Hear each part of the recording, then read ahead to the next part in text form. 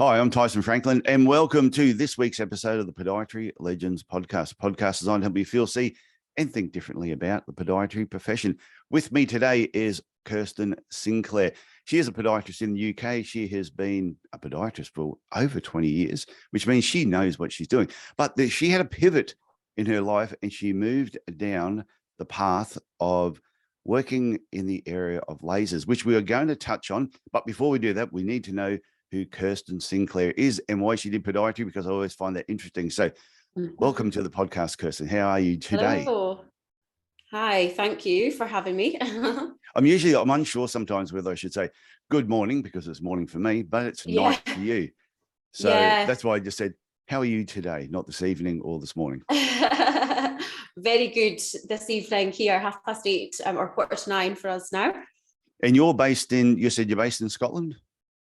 Yeah, I'm in Scotland. I am in the Orkney Islands, so Scotland, but a little bit further towards the Arctic Circle, a little bit further away still, closer to Norway than Scotland, actually. Yeah, well, hopefully we don't need subtitles for anybody if they're listening. Fingers crossed. Because no, it's really funny. I remember when I was a student, the head of the podiatry department was Scottish, Alan Crawford, and then I remember having this Scottish patient come in.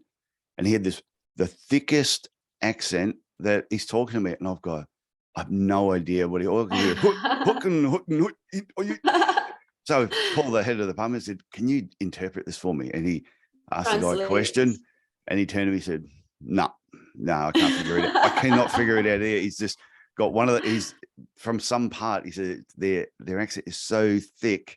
He said it's really hard to understand. Yeah, mine is different. Quite often we get asked if we're Welsh because we've got a bit of a sing-song kind of up and down lilt to our accents, but I will try and neutralise it as best as I can for you so that you know what I'm actually saying. So is there a certain part of Scotland where they do have a really, really thick accent that you do find difficult to understand? Probably, the more rural areas that just have their own close-knit communities, they've probably got stronger accents than the bigger cities, although the Glaswegian accent can be quite heavy as well. There's another island group further north than us, the Shetland Islands, and their accent is different again to ours, so they are potentially more tricky to understand too. But I think it just depends where you are and maybe what you're used to listening to as well, as to how well you can translate a Scottish accent or not, as the case might be. Yeah, and I suppose it depends too how much they've actually got out of their town and realised I have to talk so people can understand me. Yeah, I'm quite used to doing Zoom talks now with people that are not Scottish. So far as I'm aware, nobody's complained that they couldn't understand what I was saying. But hopefully that's because they could understand me and not just because they haven't said anything. No, I can understand you, which is great. So let's get on to the Kirsten Sinclair story. What got you into podiatry in the first place? I always find this really interesting. Yeah, I've been asked that so many times by patients, what makes you want to work with people's feet? And for me, there was a number of different reasons. So I always had wanted to do something in healthcare. Yeah. It was, or journalism, actually. I was quite interested in journalism too. I initially wanted to be a pediatrician, but then my mum had a baby when I was 13 years old, and that completely changed my mind about working with children. You weren't in there for, you didn't go in for the birth, I hope. I certainly did not. No, God, I avoided that like the plague, and probably my little sister for longer than I should have as well. But when I was looking to go to university, I knew that I wanted to do something in the health sciences, and podiatry stood out because it was something that offered good opportunities afterwards in terms of employment within the NHS or setting up your own business. I come from a family where my parents have been self-employed for as long as I can remember. My middle sister's gone into self-employment, so you need to have a career choice that would allow me to do that as well. It did appeal to me. And I like working with people. I love speaking to people, and I am a fixer. I want to make people better. I want to advise. And I don't think that there are many professions that give you the opportunity to do that during a single appointment as much as podiatry does. So I love getting a patient in who's in pain, being able to treat them and send them out with a smile on their face because they were feeling better. And it was really that aspect that attracted me into podiatry more than anything else, I think. Yeah, I find it funny when people will say, "Oh, why would you want to look at feet?" And I must admit, when I started podiatry, I never really even thought about, "Oh, I'm looking at a foot." I thought I'm doing podiatry because I'm helping people, and people come in Yeah, with certain problems, and I'm fixing their problems. We just happen to do it via the foot. It wasn't something that, yeah, "Oh, I want to look at feet." So I always find it funny when people say, "Why would you want to look at feet?" And you go, "Well, I'm not. yeah. Those feet are actually attached to a human being." That was exactly my answer. The feet are attached to a person, and I'm Yeah, helping the whole person, not just the single part of them. So yeah, we've got the same answer to that question. It's yeah. bigger than just the feet. And I've never been bitten by a foot. My brother's a dentist, and Okay. he said to me, he wanted me to do dentistry, and I went, I couldn't imagine putting my hand legally inside somebody's mouth. Okay, they Yeah. just okay, and oh no, I just couldn't do it. And he goes, "Oh, I don't know how you look at feet." I've gone, "Well, I've never been Yeah. bitten by a foot." Exactly. You're at the safer end. I think we were always told, work a safe enough distance away that if you think there might be a kick coming, then you can avoid it. But in 20 years, I have to say, in 20 years of podiatry, that never happened. I never got kicked. Yeah, Did get a few choice words thrown at me depending on the treatment that I was doing at the time. yeah, I got But kicked once. Once I got kicked, I think it was my first year, and I was actually visiting a nursing home. And the year before that, I dislocated my shoulder. So, and I'd never really got it treated properly. So it was still a little bit dodgy. And there was this older lady in this nursing home, and she was had dementia. And I reckon she was making it up, but they said she had dementia. Actually, she kicked her foot, hit me right in the shoulder. Oh, it just dropped me. oh, I went down. I had tears in my eyes. And I mm. remember looking up at her, and she had this little smirk on her face. I went, She achieved her yeah, goal. yeah, yeah. I did say a few things to her. And she was good after that. But yeah, so only kicked the once, and that was just, and I wasn't paying attention. That was pretty much it. And I Yeah, should have been aware that she was giving those movements anyway. But yeah. yeah, I should have ducked and weaved like Mike Tyson, but I didn't, and I copped it And right. it's when it happens once, and it happens so severely, you're aware of it. You're not going to let that happen twice. Your brain is switched on to that kind of thing going forwards after that. Yeah, and it's funny. What I think is interesting when if you had a group of podiatrists together and you talked about all your war stories, all the things that actually have gone on with, there's been stuff like that. Some of the stories are actually really, really funny. Yeah, yeah, definitely. Or remedies that patients have come up for themselves. I'm sure I read something one time about a patient putting a fruit gum. I don't know if you guys have got fruit gums in Australia, like chewy Yeah, sweets. yeah. And they'd use one of them as a divider between their toes to keep their toes separate. It Okay, it probably works. worked. Yeah. I remember a guy coming in once, and he had a banana peel taped to the bottom of his foot. For a And I verruca. said, yeah, for a wart. And Yeah. he took his shoe off, and I went, my God, what is that smell? It smelled like a monkey had vomited in his shoe. And I Oh, remember taking it off, and I went, oh, there's better ways. He said, well, that's why I'm here. He said it was okay. starting to get a bit difficult. And yeah, so I'm glad he Yeah. decided to see me. So with your career, you had your own practice for a number of years. Oh, so going back to the podiatry side of things. So you Mhm. got into podiatry because you wanted to help people. How Mhm. did you find it when you first started working with people? Was it everything you expected? It was, to be honest. I will never forget the first day in our training clinic where we all had to gather around this patient and we all got to cut like 2 toenails each. That was the Yeah, real starting point of the career. When you realize what your future was, how you were starting out. Um, but no, I was lucky enough to be offered a job with our local NHS practice when I was in my 3rd year at university. So at the time in Scotland, you could do 3 years and qualify with your degree in podiatry, or you could do yeah, 4 years and get an honours degree. But I was offered this job at home, which is what I wanted to do. So I left after my 3rd year and came home to work for the NHS. And I really enjoyed it. I loved, because of where I live as well, it's an island group. So we've got lots of outer islands as well as our mainland. yeah, And we could go for day trips to the outer islands to do treatments. So we were getting a bit of variety as far as the places we got to go and the people we got to see. And again, it was just that satisfaction of helping people feel better. and building relationships with them as well, you know, more so in private practice, I think, because you've got more continuity and you know you're going to see that same person back each time. Whereas in the NHS, there was a bit more chopping and changing between the practitioner that they were seeing. But I really enjoyed that. It was so lovely when a patient came in and they were like, oh, hello, Kirsten, how are you? You know, and they remembered your family, or, you know, they remembered what you've been doing last time, and you got to develop that with them. So I really liked that part of it. Okay, so what made you decide to leave the NHS to then work for yourself? A baby. Oh, okay. I had my first son.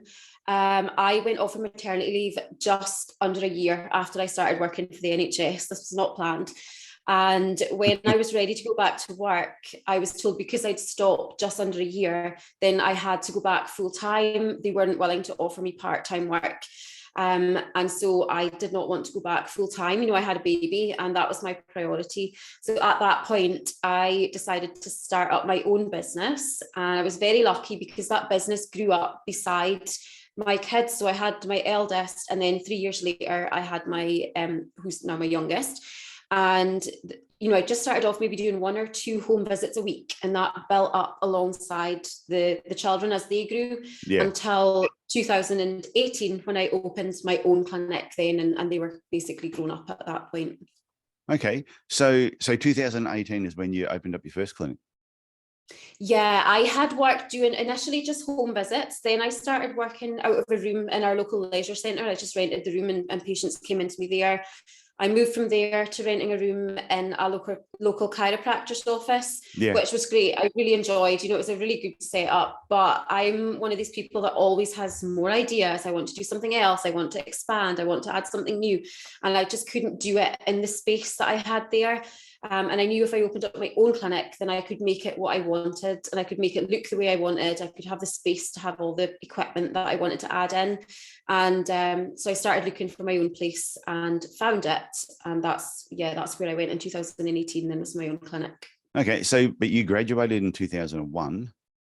Yeah. And so it was 17 years later before you opened up your own practice, which is a long period of time to it's a child's lifespan. Working for other people, doing bits and pieces, then to actually open up your own practice. And I know there's probably a lot of people listening to this who've probably been working for other people for 10 or so years, and they may have thought, oh, they've left the run too late to actually have their own business. But you are proof in the pudding that even after 17 years, it's never too late. Yeah, it's not too late. That is how long it took for my kids to grow up enough that I felt that I could take the time for myself to throw myself into that as much as I needed to. And, you know, I've always been, apart from my time in the NHS, I've always been self-employed. But I think there was probably always an inkling that this was what I wanted to do. You know, I wanted to start up my own practice because I'd saved a bit away over time, and that was the money that I was able to use to convert the building that I rented into the clinic. But yeah, never too late. In fact, I would say a big part of the problem, and almost part of the problem for me, and why I had that change in direction with my career, is bigger is not always better in my experience now in business. I do wonder if I'd stayed smaller and if I just had a single room practice and it was just me working there, if I might still be doing it. But when you expand and you take on more people into your business and therefore under your wing, and you become responsible for them, it adds stress. You know, the bigger things get, the more stressful it becomes. I do reflect and go, was that a mistake? I think in some ways it was, in other ways it wasn't. But it's all led me to where I am now, and that's not been a bad thing. Yeah, I do remember when it was just my wife and I. We had the business and we were working, and you knew the name of every single patient that came in. You knew who they were. You knew the history. They knew your wife. It was a lot of fun. And then I do recall, as the business grew and grew, at one point I'm thinking, sometimes I could just get rid of everybody and just go back to being a solo practitioner just with my wife. And I actually said that there was a certain point not too long ago that I actually said that this is what I want to do. And my wife said, and you will drive me nuts. That's the problem. She said, it'd be good for about 6 months. She said, but then after about 6 months, just that whole competitive nature that you have and wanting to always make things better, not so much bigger, but just better. But to make them better, you need to have a team around you to actually do that. Yeah. And we sat down and spoke about it. And it was from that we ended up setting up the eventual clinic that I sold was that clinic. We ended up going, okay, if we're going to do this, we're going to do this really well. And it grew from there. So I think everyone has those feelings. Yeah, I'd be the same if I went back to doing it just on my own. Like you, within 6 months, I'd be like, oh, this is a bit frustrating, you know. So then you had your practice for a number of years, and then you were introduced to photobiomodulation. See, I can now say that word. I couldn't say that a while ago. You can just say PBM for short if you like. Or MLS laser. So you were introduced to laser. What was it about the laser that made you go, oh yeah, that looks good, I want to introduce that into my clinic? For me, my journey to laser actually started with shockwave. So I was looking to attract more MSK patients into my clinic, do more with sports people. Yeah. And so I was looking for treatment modalities that I could add into the clinic that would help me to attract them and also to treat them well. And shockwave was the first piece of equipment that I bought. And I really liked my shockwave machine. You know, I thought it was a great piece of equipment. But there were elements of it that I didn't enjoy so much, in that it hurt the patients a lot. You know, I literally would have patients crying on the bed, despite turning it right down. You know, they just were really tender and they were struggling to tolerate it. And I didn't enjoy that. And in fact, started to get quite anxious before I got patients in for their first shockwave treatment, because I never quite knew how they were going to respond to it or if they were going to be able to tolerate it. Yeah.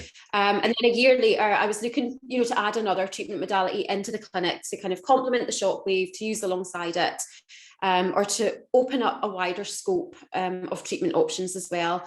And I had actually seen a fellow podiatrist who you will know, Jonathan Small. Oh, everyone knows Jonathan. He's a regular. Everyone knows Jonathan.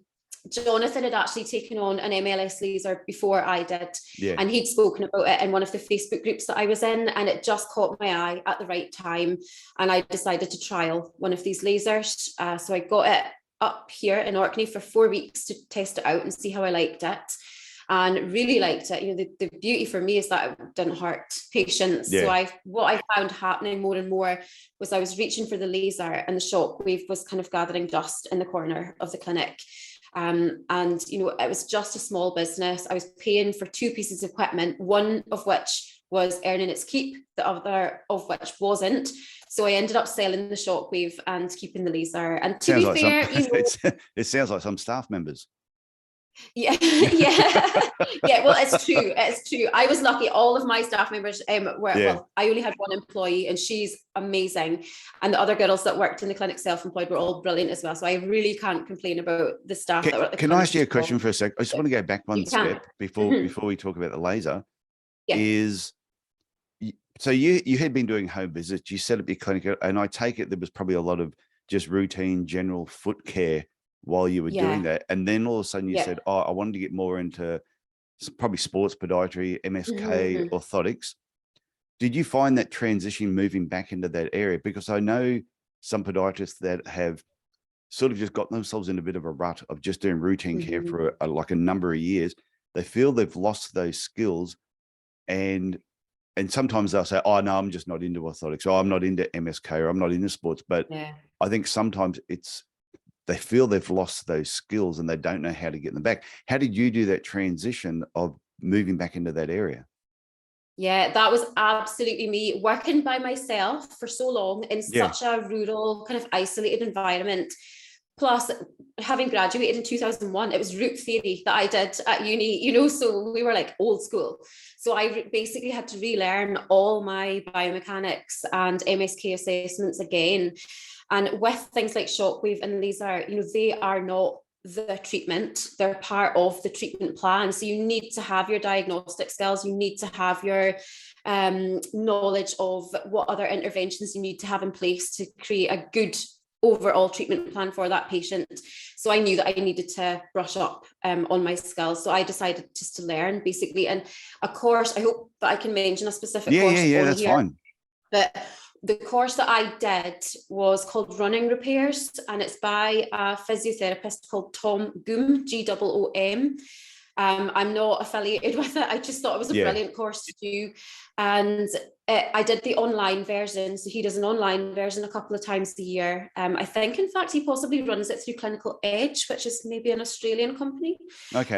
But he does a couple of in-person ones in a year as well. Anyway, I did that course. It is very much geared towards runners, but it takes you through everything from gait analysis, muscle testing, exercise prescription, everything else that you need to know about assessing a sports person, really. And that really boosted my confidence and changed my practice with my MSK patients. And then just constant learning, looking at different orthotics companies, what training they gave. And I honestly found orthotics companies within the UK so helpful as well. If I had a patient in, some of them and are. I knew I needed an orthotic, and I was like, this is the patient, can you help me come up with a prescription? They were brilliant, and they helped me kind of get my head around that type of thing again too. So my top tip would be ask for help. Like, if you're not sure, just ask, because they want to sell you the orthotics. They're going to help you at the end of the day, and find some good courses to get your knowledge up leveled. I think it's really good advice, because like I said, I know there's people that just feel they may have got a job even in the first couple of years of podiatry.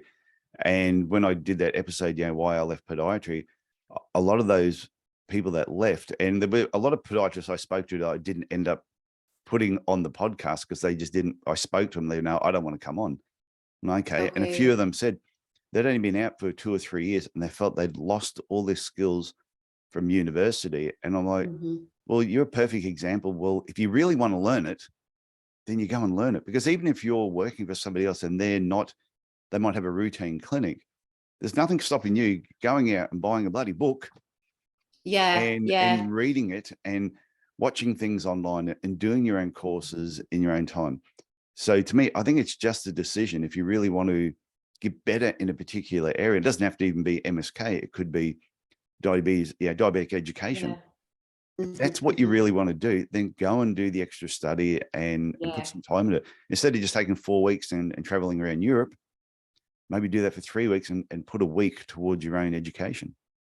Yeah, absolutely. And you'll be happier for it, because you'll feel much more confident in what you do. For me, and I'm reasonably comfortable in saying that I'm sure this is the same for a lot of people. You look back at treatments or advice that you did in the past for people and you think, oh my goodness, like, what did I tell that person to do? What was I thinking? It was so wrong. But you can only do what you can do with the knowledge that you've got at the time. And to be able to give the best treatments, then you just have to keep building and adding to that knowledge. And in addition to courses, there was numerous courses that I did, or things that I joined that I could access information. And for me, some of the most invaluable resources have been Facebook groups, to ask questions or to learn from what other people are asking as well. It keeps you up to date with things. So, I don't want to get sucked down the Facebook hole because it's so easily done. You find yourself on a podiatry group and then all of a sudden you're looking at Rate My Plate or something like that. Or watching a cat play the piano. Yeah, exactly. So guard your time, but they are definitely really valuable resources and really knowledgeable people who are very willing to share that knowledge as well. Yeah, and that's like my Facebook group, the Podiatry Business Owners Club. So if you're not a member of the Podiatry Business Owners Club, come on over to Facebook, and all you do is answer 3 simple questions and you're in. And you don't have to be a business owner. You just want to have an interest in business. But I've had a lot of people that will post questions in there, whether it's about MSK or something else. And even they may only get 1 or 2 comments that come through and people go, oh, there wasn't much of a response. But a lot of the times they've sent me messages afterwards and thanked me for letting them in the group, because somebody's then done a direct message to them and then they've ended up talking offline about that particular issue, and they've just found it really, really helpful. Yeah, completely agree. And stay away from any Facebook group where there's tools in there. Because I've seen some Facebook groups where someone will post, and it's a legitimate question. They don't know the answer. They post it, and next thing you got people go, oh, geez, a first-year graduate should know that. And if I ever see that in my group, I just boot the people out. Yeah. Because I'm thinking the question wasn't, can you give me your opinion on what you think of me? It's, can you answer this question? So I really think if you're in a Facebook group, if it's not supportive, then leave. Yeah, if it makes you feel awkward and you're scared to ask a question, it's not the best environment for your growth, really. Yeah. And I think there's some groups just online in general, there's trolls, there's people out there who are just, keyboard warriors. They just love sitting behind keyboards, and they post stuff and they're anonymous, and you go, oh, come on, seriously. And they're the ones that post crappy reviews. I got a 1-star review once for my book, Podiatry. And I remember reading this 1-star review, and I knew it must have been personal because they used my name. I think Tyson's book is crap. Are you actually an author unless you've had a 1-star review, though? I know. I should do next when I write my next book. I should actually put that review at the beginning of the book as a tribute to the person who gave me the 1-star review, and thank them for encouraging me to keep writing. Yeah, motivated you to make yourself better, make your next book even better again. Even better. I'll get half a star on the next one. So that was great. Thanks for sharing that, because it was, okay. I just thought that was really important to make that transition. If you don't know something and you really want to know it, then just pull your finger out and actually put the time and effort in. So you only had your practice for a couple of years, and then you pivoted to now you're pretty much doing laser training for, is it Celtic? Celtic, SMR, Celtic, damn. We answer to either. Don't worry about it. There's some people say Celtic and some people say Celtic, do they? Yeah, and I just go, yes. Usually, yeah, that's the right one. But after Jonathan, I was just the second podiatrist in the UK to buy one of these MLS lasers. Yeah. And I developed quite a good relationship with Celtic. They had really good aftercare. They just phone you up and like, how are you getting on? Everything all right with your laser? And it was Steve Sheldon at the time was my account manager. So he was kind of picking my brain and asking me, how are you using the laser in your podiatry business? How are you benefiting from it? What types of conditions are you treating? What kind of results are you getting? So that he then could go and speak to other podiatrists and share my experience to see if they would like to add that into their clinic. So we developed a really good working relationship. And then lockdown happened, and they realised we can't go into people's clinics to be doing demonstrations and things anymore. We're not allowed to do that. So they had to pivot as well, and they moved to online training. And they realised that just because I lived in the absolute back of beyond didn't mean that I couldn't be their trainer, because we could do it all via Zoom. Yeah. So in 2021, I started doing just ad hoc training for them. I was in the clinic or doing treatments Tuesday, Wednesday, Thursday, and I was available Mondays and Fridays if they needed me to do some training for somebody. So I had already been working ad hoc for the best part of a year for them before I kind of started working for them full time. And then, after 20 years in podiatry and increasing stress levels, I had decided that I needed a change. And so I went to Celtic and I said to them, I want to do something different. Do you have anything more permanent for me? And they basically created the role that I have now for me, which has been fantastic. So that's what I do now. My primary role with them is as a clinical demonstrator and trainer for the MLS laser, amongst a few other bits and pieces as well. But that's my priority, is supporting laser users to get the best results really from their lasers. I think it's great because, like I said before, when I did that episode, why I left podiatry, and there's some people that they weren't happy with what they were doing, and they pivoted completely. They're mechanics and they're carpenters, nothing to do with podiatry at all. But I think it's great that if you still enjoy the profession, but you still want to make a change, is what can you do that you can still use your podiatry knowledge, but just pivot it slightly. And then at the same time, you're then helping other podiatrists, because I would much rather have you come into my clinic and tell me about laser, having a 20-year podiatry background, than another sales rep who doesn't know anything about podiatry. They've never been kicked in the shoulder or anything like that. We can't share war stories. I think it's great. I think it's actually really good that these companies realize if you want to sell something to podiatrists, get podiatrists involved in that sales process. Yeah, and I always say to people, I am not a salesperson. It's not my job to sell you this machine. I'm just here to teach you about it. And I'm very honest. I come from an honest place. If what their situation is not going to work in relation to what I'm telling them about the laser, then I can help them to adapt and make it work for them. You know, for example, I was told when I did my training that laser, it's got a cumulative effect. So each treatment that you do builds upon the effects of the last. And in an ideal world, you do 3 treatments in the first week, 2 treatments in the second week, and 1 treatment in the last week. And as soon as I heard that, I was like, no way. There's no way that I can see patients 3 times a week or even 2 times a week, because I am too busy. I literally do not have the capacity to get them in that often. And while my patients want to get better, I'm also not sure that they're that committed that they want to come in 3 times a week either. So I said during my trial period, which was 4 weeks, I'm going to see these patients in my clinic once a week. And if I don't get results doing it that way, then I can't buy this laser, because I have to be able to make it work for me. Yeah. And so, you know, that's how I speak to other clinicians now. Like in an ideal world, this is what you would do, but we don't live in an ideal world. So let's work with your situation and make it work for you and your patients. And I think that's where this experience is good as well, you know, where I've actually been there and done that myself. Yeah, that makes sense. And when I said the whole thing about the whole thing about sales, because I know podiatrists, when they hear the word sales, they go, ooh, they don't like that. They don't like that word. But there was something I read recently that I think really summed up what sales is. And it's not about selling something to somebody that they don't need. It's about adding value to the knowledge that they currently have. So a patient comes and sees you, for example, and they'll have a certain amount of knowledge about their foot. But the knowledge that they have and the knowledge that they've grabbed online is really no value.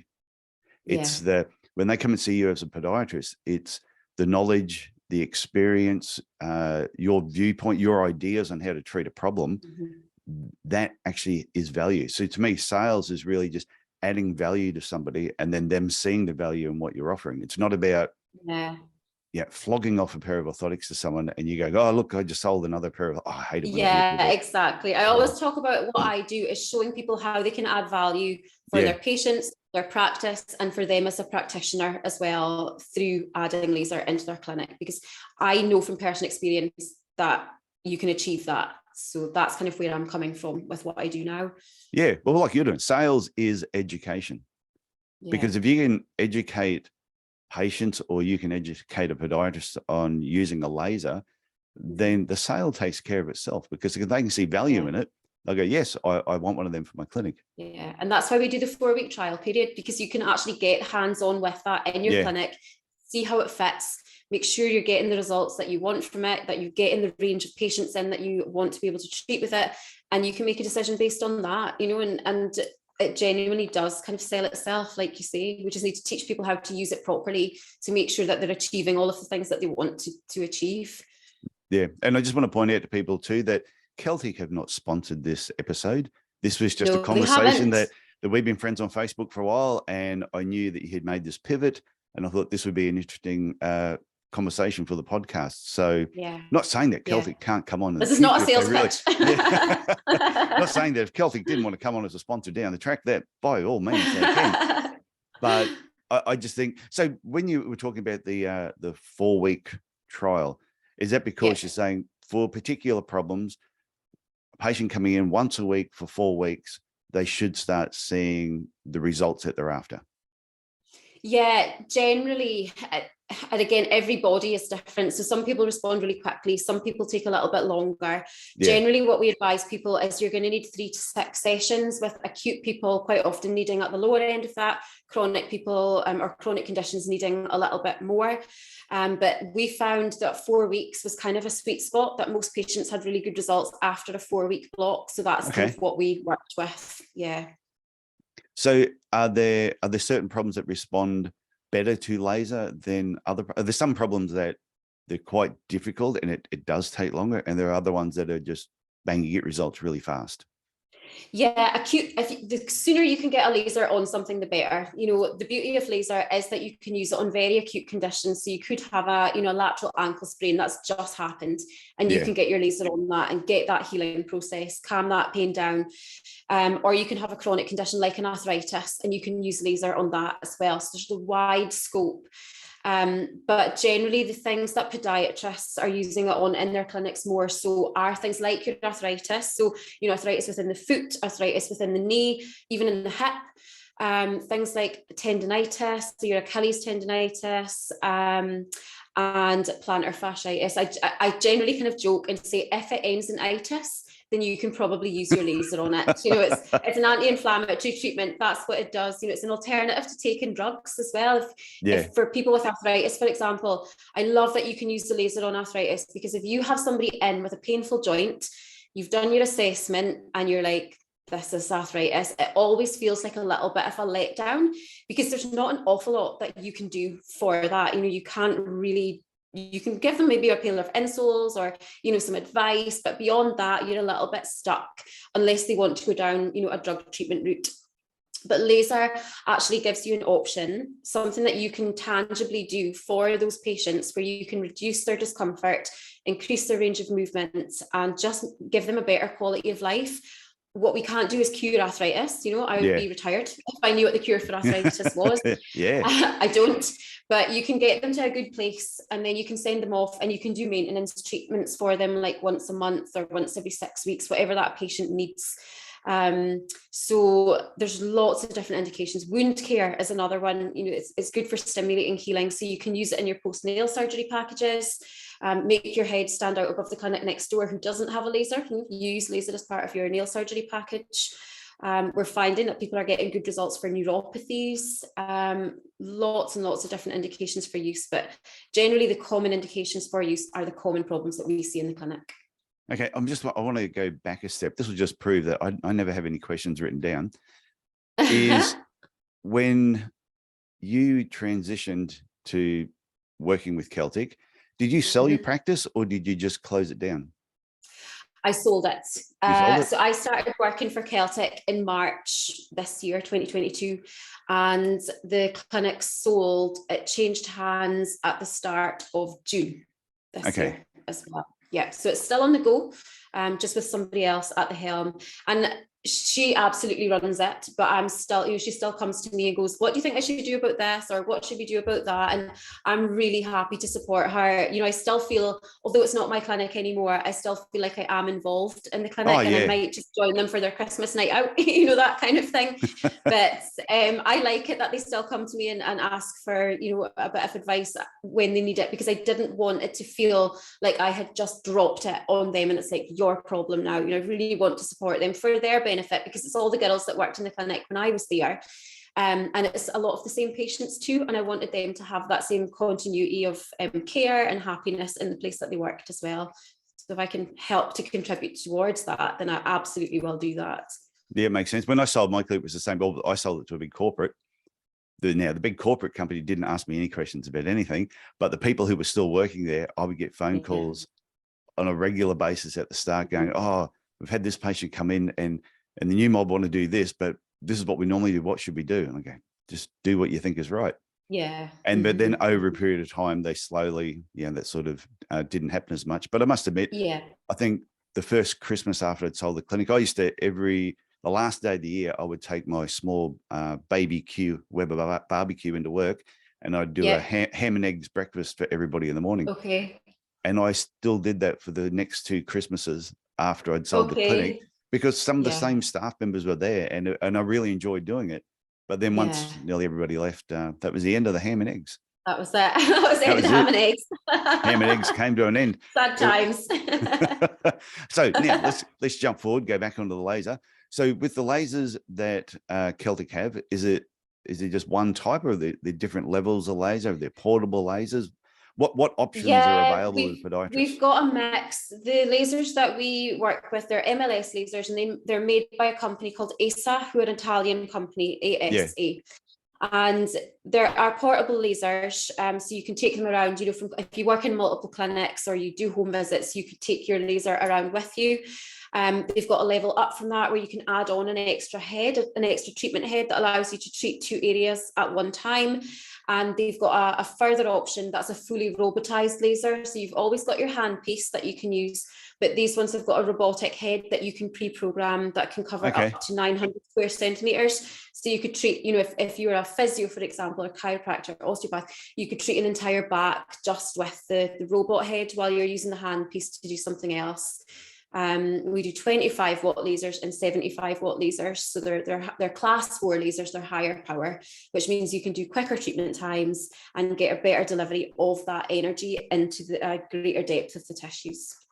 Okay, so it sounds like you're enjoying yourself though. This pivot, you're still using your podiatry knowledge, but you're actually, it sounds like you enjoy educating people as well. I do. I think it's that thing I said to you earlier, you know, when I wanted to work with patients, I'm a fixer. I want to fix people. I want to tell them what to do. I want to help them. And I think that part of my nature translates really well into what I do now. I can advise people.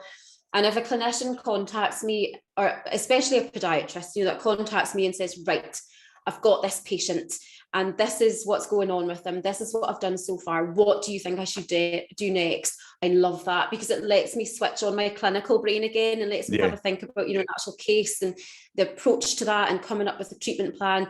And I still get to do that, but without the stress of being the podiatrist that's actually implementing it. So it suits me really well.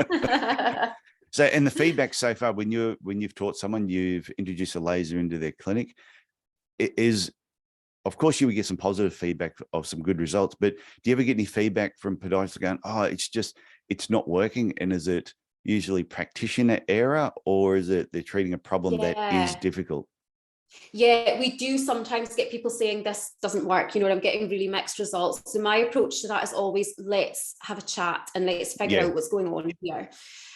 You do get patients that no physical intervention in the world is going to help. You know, they tend to be these red flag patients that come in with a multiple year history of heel pain. They've got a carrier bag with 12 pairs of insoles. They've been to 6 other podiatrists, 2 physios and an osteopath. Nobody's been able to help them. And I'm instantly going, not convinced that I'm going to be able to do anything that's going to help you either, you know, because it's such a complicated complaint.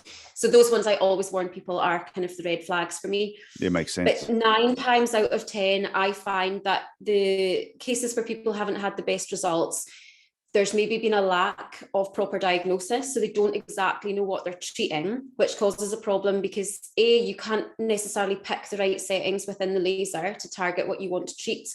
But also if you don't have a proper diagnosis, then you can't put in the other elements of the treatment plan that are needed to support that. So you've maybe not given them the right orthotics, or you've not given them the right exercises. So let's revisit your patient. Let's look at what's going on and see is there anything else that we need to change in terms of diagnosis and treatment plan. If all that is in place and they're still not getting the results, then I'll say we need to tweak the settings in the laser. You know, you've got your baseline settings that you can use. That's kind of what works for the majority, but everybody is different. And sometimes what one person responds really well to, we need to alter slightly for the next person. I kind of compare it to an exercise plan. You know, if you've got a patient in with a heel pain, for example, an Achilles tendonitis, there's kind of a standard set of exercises that you give to these patients because you know that those exercises work for most. But you always have a patient that comes in and tells you those exercises were rubbish. They didn't do anything to help. So you're like, okay, I need to make these exercises more difficult or more appropriate for this patient. So you tweak those exercises to suit, and you can do the same thing in the machine. You can tweak the settings to make it work for them. And that goes the other way as well. You know, if you have a patient that actually kind of overreacts to the laser treatment, then you can tweak the settings down the way to make it more appropriate for them.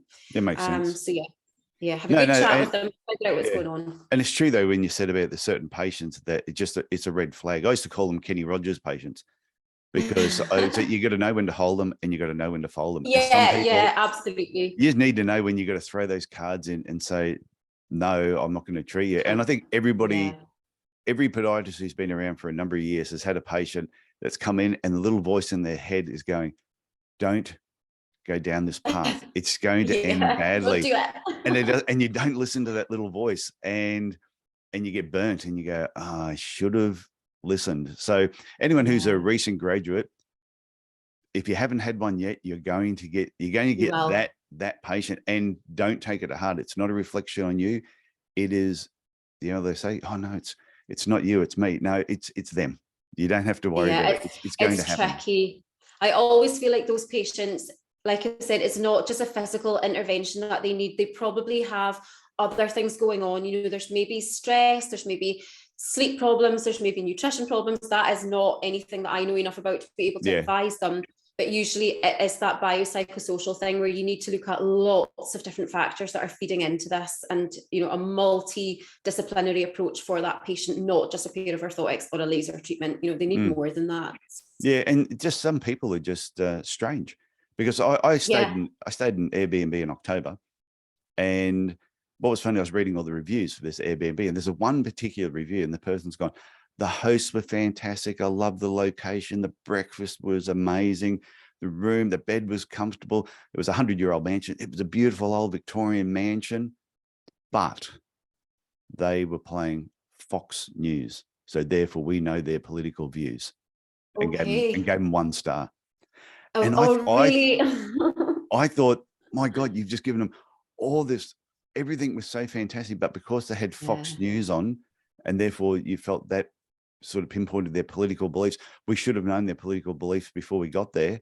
And what was really funny is I stayed there because of that 1 star.